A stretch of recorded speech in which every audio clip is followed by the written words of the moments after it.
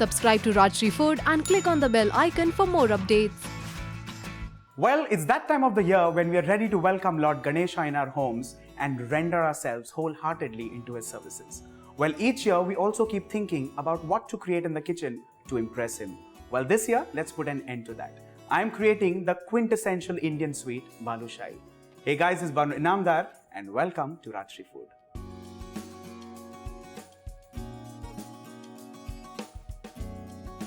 Like I said, it's a quintessential Indian sweet. Sweet means sugar. Let's first begin with sugar. I need to make sugar syrup. Of course, sugar goes in the pan. Along with this, water. A quick stir to just kind of ensure that the sugar does not stick at the bottom.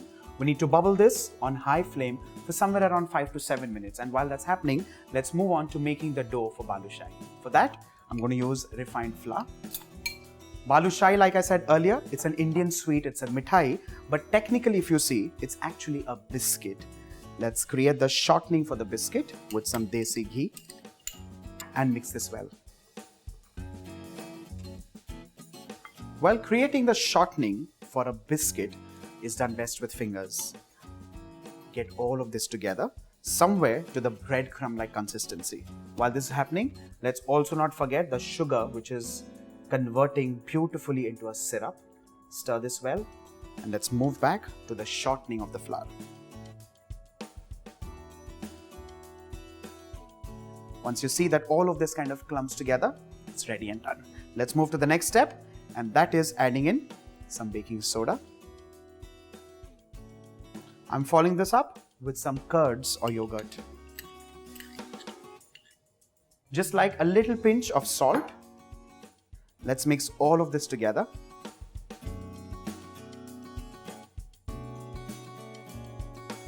The next step is to knead this into a dough, and for that I'm going to use water. Well, do not get tempted to add in a lot of water because that's not that we're looking at. We're just kind of bringing all of this together like a short crust or a tart dough or a biscuit dough.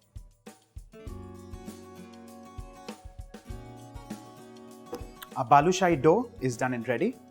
Let's just kind of bring all of this together one last time and reserve this under a damp cloth. Well, you can just keep this for 5-10 minutes till the dough is kind of rested well. In the meanwhile, let's not forget the sugar syrup. It'll still take around 2 minutes to boil. Overall, I think 6 minutes is just perfect.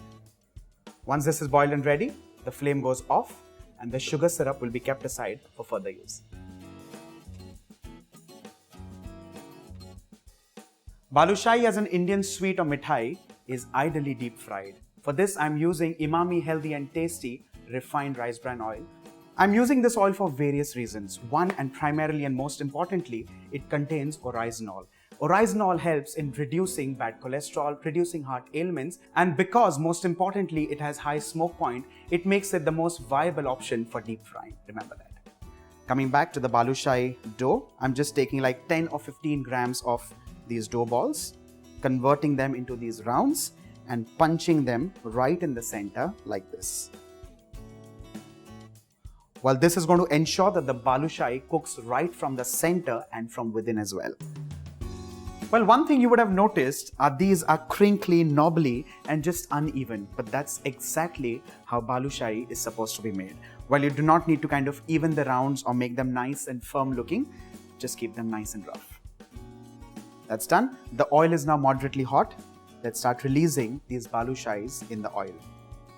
You need to fry these in little batches. Do not get tempted to fry all of these at one shot because these are now going to kind of double up in size and that's going to overcrowd the oil. So remember that. We need to initially start frying these on low flame, and the moment you see that the Balushahi kind of rises to the surface, we need to whack this up on medium and continue frying this till it's nice, perfect and golden brown in color. Remember the fact, because this has refined flour, this needs to cook right from within 100%. So go slow, patience is the virtue.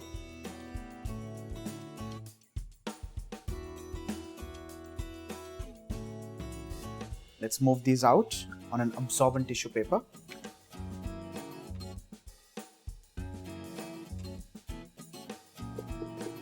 And allow this to rest for another 5 minutes.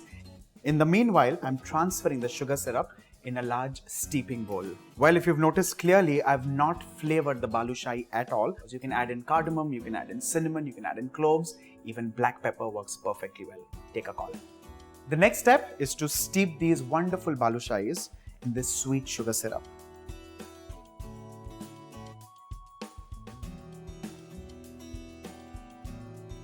Because of their biscuit-like nature, the balushahi has become nice, brittle and porous. They're going to suck in all the sweet sugar syrup, and that's exactly how we want it.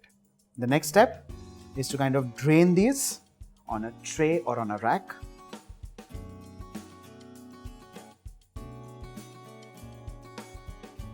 The balushahis have rested for some around 10 to 12 minutes, and if you notice very closely, they've become kind of sticky, and that's exactly how we want it.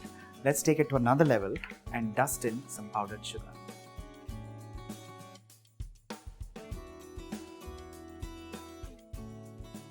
With this, a balushahi is done and ready. Well, the lovely biscuit-like flaky texture is going to have a wonderful mouthfeel.